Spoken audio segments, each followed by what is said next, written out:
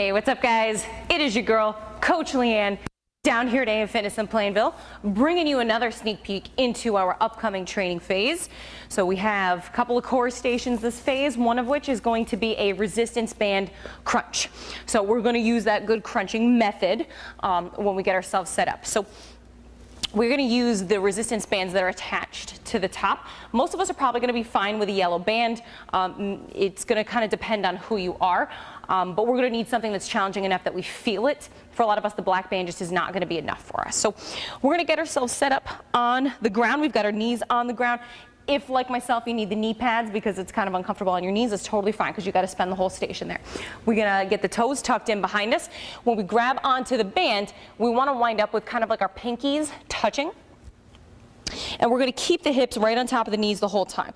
So from here, essentially the positioning is going to happen in this position. So there's going to be a little bit of like extension in the spine going into flexion of the spine. And that's how we're going to get the abs to kind of contract. So if you think of any other crunch that you would do, it's kind of the same idea that we're going to think about bringing the forehead toward our knees rather than sitting the hips backward. We don't want to turn it into a hinging motion because all we're going to do is pull our body down. When what we want to do is use our abs to pull our head down. So we're coming out of, the position that we typically put you in. Hands are going to be on the forehead. I apologize, it's going to be a little uncomfortable on the hair, but that's kind of the way it goes. So we've got hips on top of the knees. We're going to reach the elbows and the forehead toward our knees, crunch, come back up. So there's a little bit, you notice I kind of push my butt up in the air a little bit of that flexion in the back. And then we come down and we come back up. A little bit of hyperextension and come back. Extend the spine, flex the spine. So it should look like, again, it's the opposite of a hinge and it's this. So as I say, kind of taking you out of the position that we would normally put you in for anything else, that we're actually bending the spine to get ourselves to come forward.